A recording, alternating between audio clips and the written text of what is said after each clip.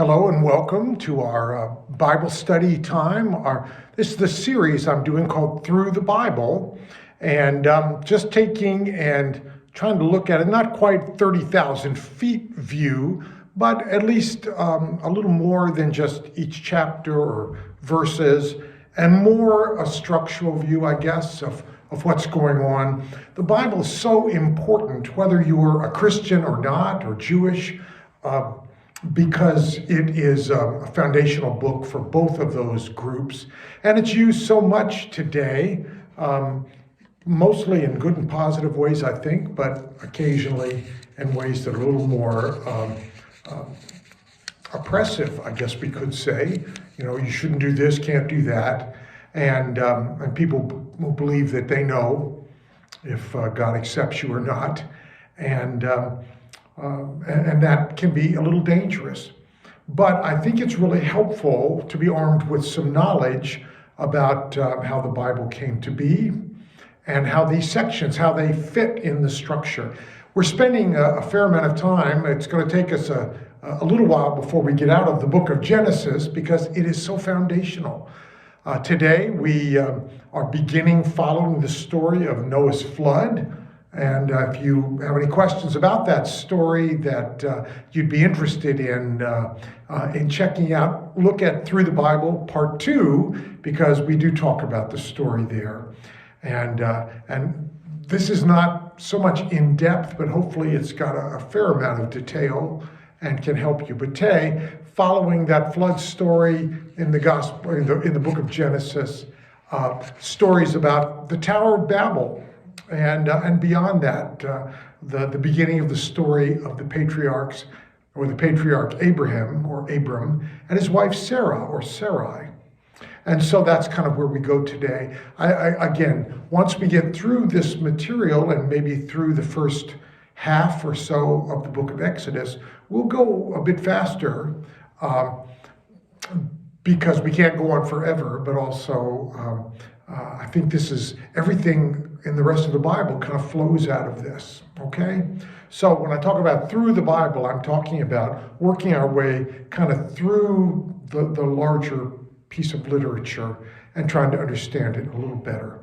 So after the flood, which was, this is the material after the flood in Genesis chapter 10 and 11, there's a listing of Noah's descendants through his three sons, Shem, Ham, and Japheth. Now, I think that Genesis pictures Noah and his family as kind of the new Adam, the new beginning, the new creation following the destruction of the old creation. Because remember, the story is told of the flood story, and this flood narrative is present in many cultures. We don't know if it reflects one particular cataclysmic flood or a number of cataclysmic floods that have been kind of compressed into a particular story. But the Hebrew story of Noah is definitely a story in which the floods represent a canceling out of the creation story, in which the primordial waters that were present before the creation in Genesis 1 are let back in and they wipe out the world, at least somewhat. And Noah and his sons' wives and the animals that were saved on the ark are the ones who then are fruitful, multiply, and replenish the earth. So Noah and his family are pictured as a new Adam, and one of the things that's different is dietary changes.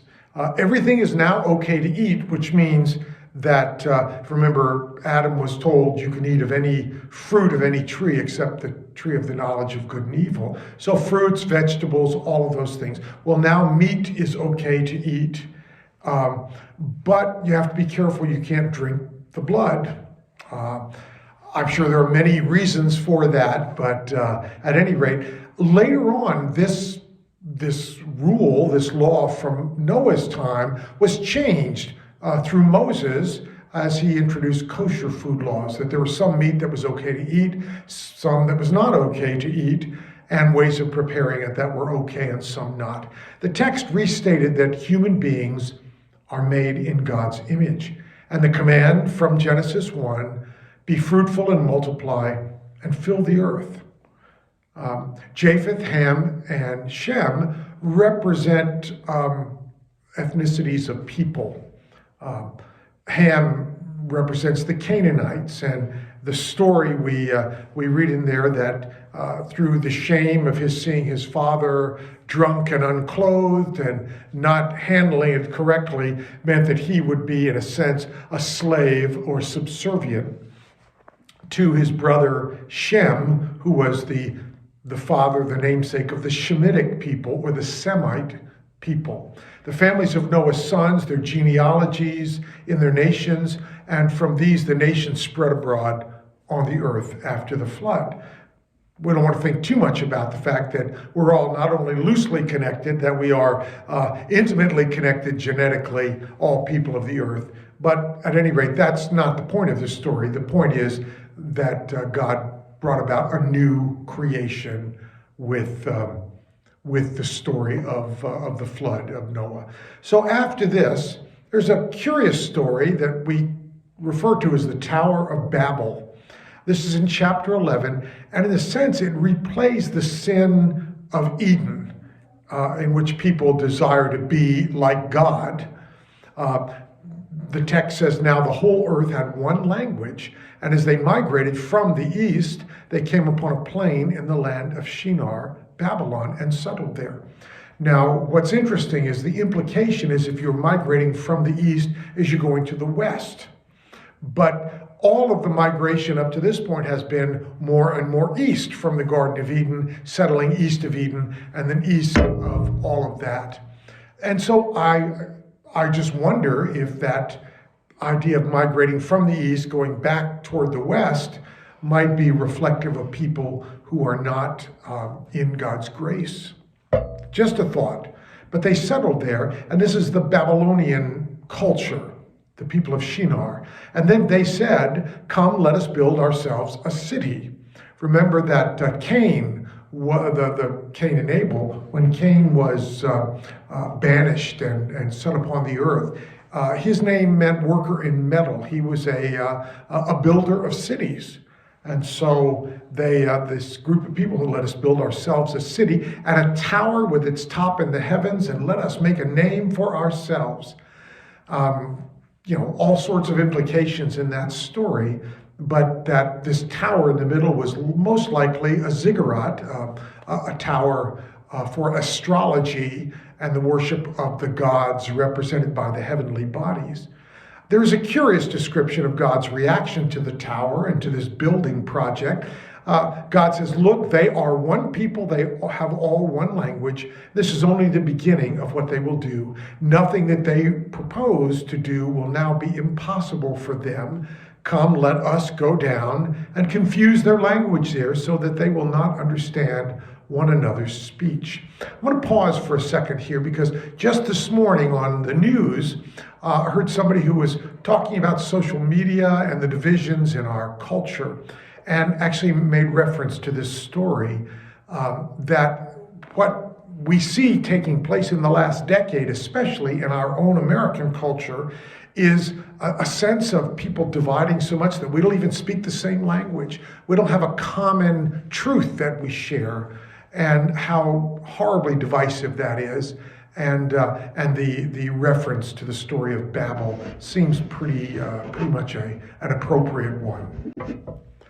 So it seems that the people who wrote this story of the Tower of Babel, this part of the biblical narrative, felt that God was threatened by the building of a ziggurat, and that he needed to confuse people with different languages so they would stop the building.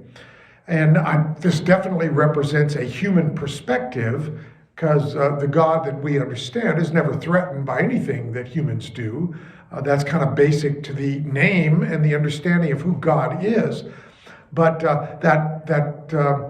they were in the process of building this tower to the heavens, and so they could invade God's own space and in a sense become like God themselves. I think that this is a story of origins, so many of them in the Bible, especially in Genesis, but the story of the origins of different people, different cultures speaking different languages, and of course the origin of the name Babylon, the babbling of different languages. There are different types of accounts in the book of Genesis, particularly.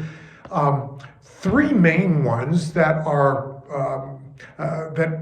pieced together to make the book of Genesis we lose a lot of this because we don't speak Hebrew for the most part, and a lot of the Hebrew in the original writings was pretty ancient, and so the interpretation's not always the clearest. But with the name of God, they tell the stories a little different ways, and so there are three different accounts or sections of material in the book of Genesis. One we call the E-source, that is, they call the name of God as Elohim, and this is a very ancient source. Then there's the J source, which in German we relate to the letter Y for the name Yahweh or Jehovah. And the J source is another. They have little different stories. And then there's the P source, the priestly source. And this is where we get all those genealogies and the stories, probably the first story of creation, which is set up almost like a worship liturgy. All that's not all that important to us, except that these priestly accounts were probably written during the Babylonian captivity of Israel, much later than they would have taken place. And the Jewish people there were probably surrounded by ziggurats, by these worship buildings of ancient Babylon and Sumer. These structures were considered bridges between heaven and earth. And they are here reinterpreted as man-made buildings that are trying to get to and become like God. And so this story of the Tower of Babel is another story of the fall of mankind and the question about how God is going to respond to this effort by people to become like God. And the answer comes in chapter 12 with Abram and Sarah, a couple who are flawed but faithful. And Abram, who is a descendant of Noah's son Shem, he's a Semite, 9 generations later. Okay? And so the next section we're going to talk about is the beginning of this story of Abram and Sarai. The patriarchs and matriarchs the story is told in what's called a saga. That is the storyline of these people, Abram and Sarai, and of course Isaac and Rebekah, Jacob and Rachel, and then of course Joseph, and that leads us to Moses. And that story is where the story of ancient Israel really begins to take shape. This is the background of the Exodus story. What has come before is a kind of literature called mythic literature. Doesn't mean it's not true. It just means these are stories to talk about how things got to be the way they are. You know, everything from how did creation happen, how do you explain the stories of floods and all of those things. So those are mythic stories, but now we have the stories of people in history. And the first of these that we really encounter begins in chapter 11 with a man named Terah. Terah is 8 generations descended from Shem, Noah's son. And Terah was the father of Abram, and he left the city of Ur, Ur in the Chaldeans, and that's Babylon, okay? Modern day, we know that, I think it's Iraq, the country of Iraq is most of what was ancient Babylon. And so Terah and his family left Ur for the land of Canaan. Why? We don't know. But he only made it part of the way. He made it as far as the country called Haran, or a city called Haran, Haran, and that's where the family stayed. Historically, this was at a time called the Middle Bronze Era, about 1800s to 1700s BC. Okay? It's an open question as to whether these patriarchs were actually real historical people or kind of composite of many early tribal leaders. But the stories have come down in Israelite culture and history for these patriarchs. The heart of the saga is the covenant promise of God to Abram. The Lord appeared to Abram with direction and promise. He said, leave where you are, leave the city of Haran and go to Canaan. Finish the journey that your father Terah started, and I will make a great nation of you. This is the promise. I will bless you. I will make your name great so that you will be a blessing. I will bless those who bless you, and the ones who curse you, I will curse them. And in you, all the families of the earth shall be blessed. And this is what we call the Old Covenant, the Old Testament. And this is where the name that Christians use for the Hebrew portion of the Bible got its name, from this promise of God.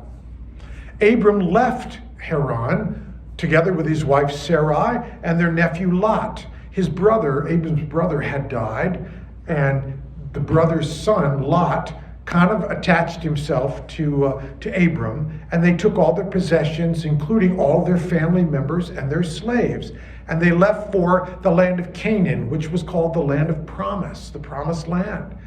And Abram offered a sacrifice when they got there, because that's how they worshiped God. But they discovered that there had been a famine, and it was still going on in Canaan. And so Abram and Sarai went to Egypt, because there was always plenty of food in Egypt, because they had the Nile River and the Nile Delta, and they were not subject to famines there, at least not very much. There is a story later on of a very famous famine, but we'll get to that later. Abram, he was a schemer sometimes, and he schemed to pass off Sarai, his wife, as his sister because she was so beautiful, and he was afraid that the Egyptians would kill him and take her. And so Sarai, sure enough, was taken by Pharaoh into Pharaoh's harem. This was not her choice, but that's what happened.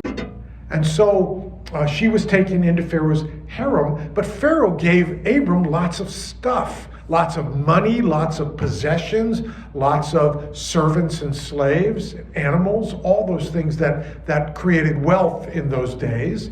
And then all of a sudden, Pharaoh's house was afflicted by plagues. Now, we've heard about plagues on Pharaoh's house before, right? But that's later, that's under Moses. But back under Abraham or Abram, there were plagues. And Pharaoh began to realize that this coincided with Sarai's coming into his harem. So he confronted Abram, and Abram admitted that he had lied, that Sarai was really his wife, not his sister, though it's possible that she was his half-sister, but who knows. Abram, who's now rich, and Pharaoh lets him keep all the stuff that he got, but he and Sarai are sent away from Egypt, and they go back to Canaan because the famine is over there, and they settle. So I think that Abram made out pretty well with this. He became very rich, and his wife Sarai, he got back and went with him. Are you confused yet? It's a lot of stuff, but to me, I think it makes good sense about this story. So Lot, the nephew, and Abram, they both have become rich, and they have too much stuff, too many servants, too many animals, too many crops in the field. And so there's tension that begins to break out between Lot's people and Abram's people, and friction. And so Lot and Abram get together because they do love each other, and they decide to divide up the land. And so Abram, who's really a good guy, said, Lot, take whichever half you want. And Lot decided he would take the half that contained the city of Sodom. You've heard of Sodom and Gomorrah. Well, the city of Sodom, Lot took that half. Abram took the other half, where there's a lot of open fields and everything. And so Abram took Canaan, and God repeats this covenant promise about what he's going to do, going to make of him a great people.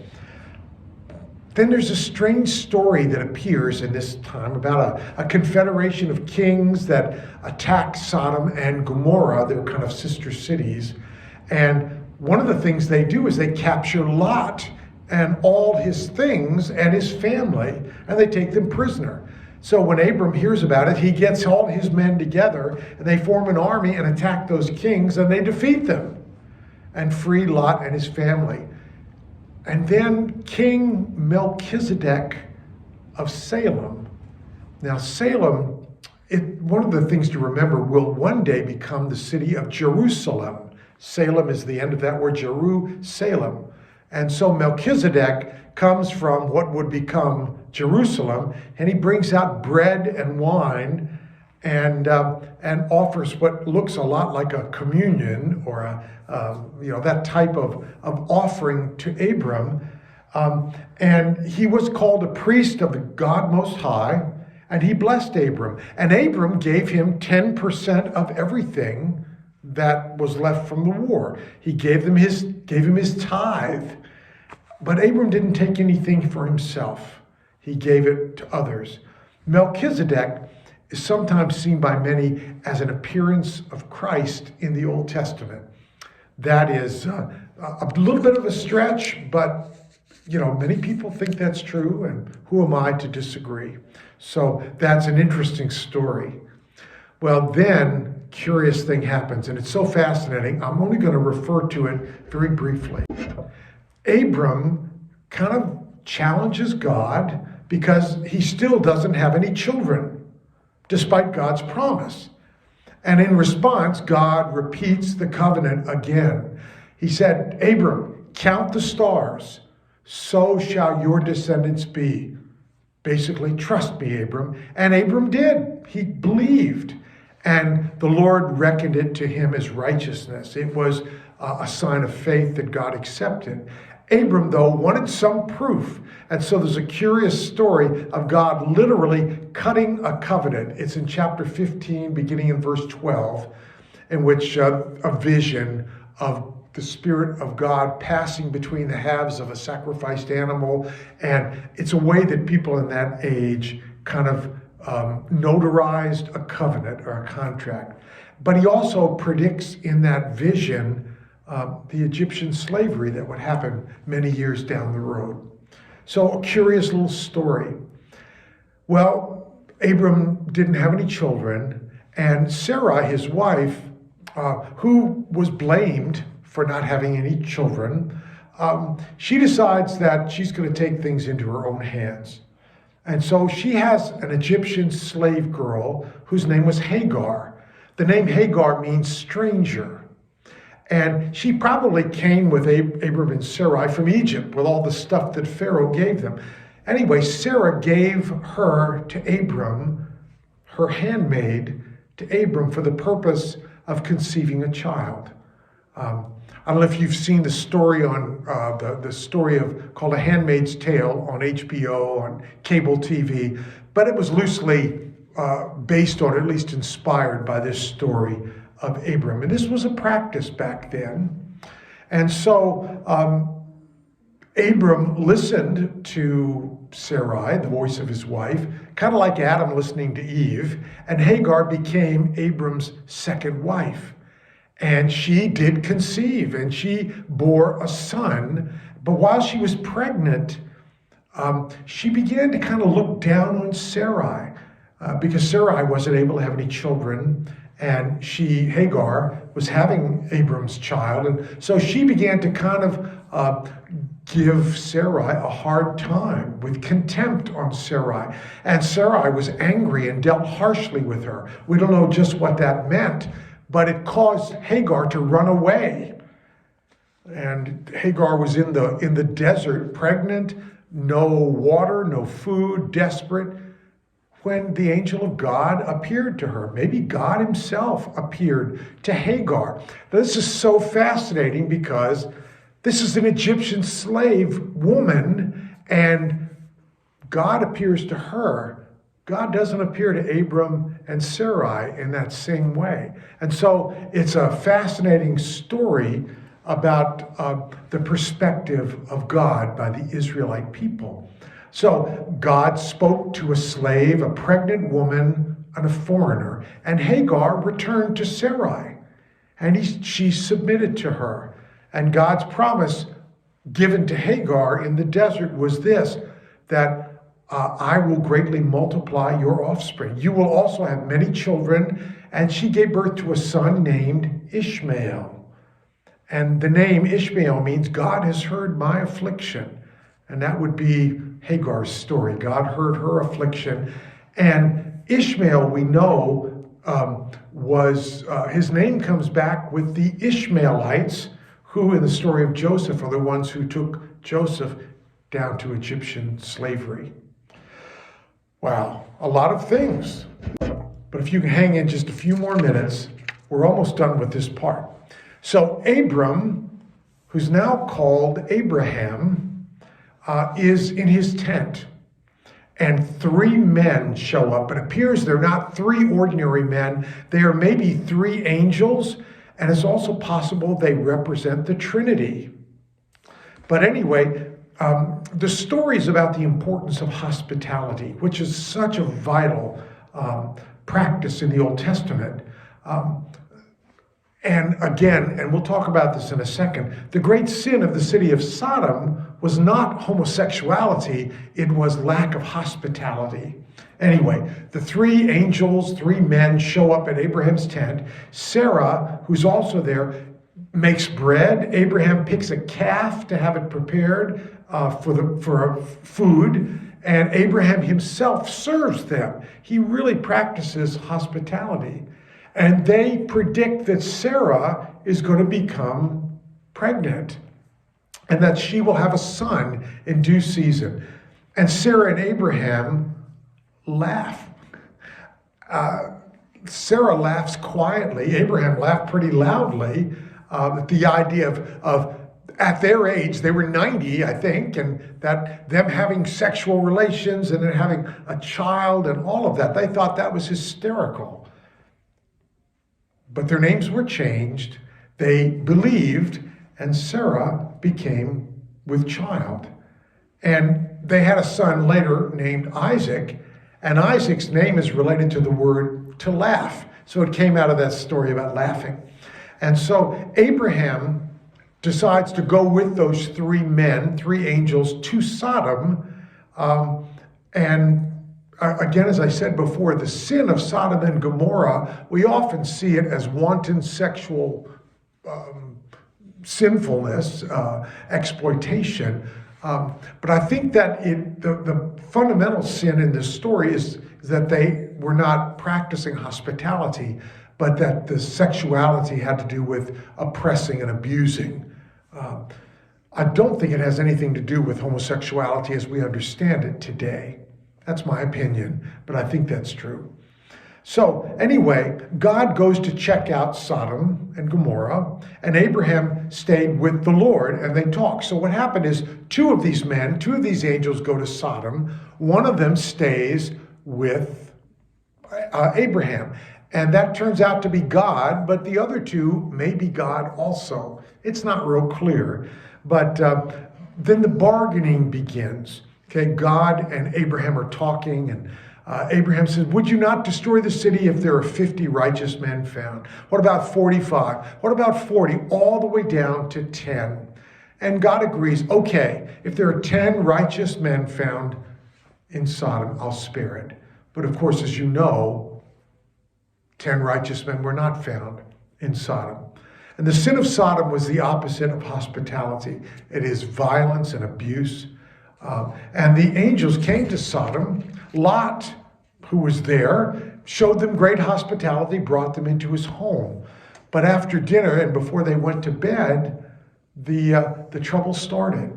The story says that all the men of Sodom, that is, every man who was not actually in Lot's house, so there were fewer than 10 righteous men, they all came to the house, surrounded Lot's house, and commanded Lot to bring out those visitors, those 2 men, so that they could abuse them sexually.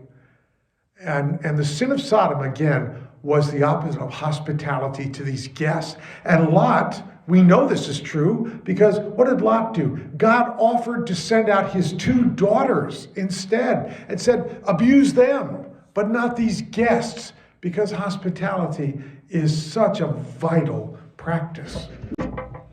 And so Lot's daughters' husbands didn't believe the 2 men. The 2 daughters were married. Their husbands were also not among the righteous in Lot's house. They didn't believe the 2 men that Sodom would be destroyed. And Lot was hesitant to leave, but the angels warned him, you better get out quickly because bad things are getting ready to happen. Get out now with your wife and your daughters, or Sodom's fate will be your own fate. And so the angels literally pulled all 3 out of the city. Lot, his 2 daughters, and his wife. That's 4. So I'm not sure where the discrepancy is. But they literally pulled them all and said, run for your lives. Don't look back. That's the famous warning. And you probably remember the story. Don't look back as they kept running into the hills. But Lot's wife looked back. And what happened to her?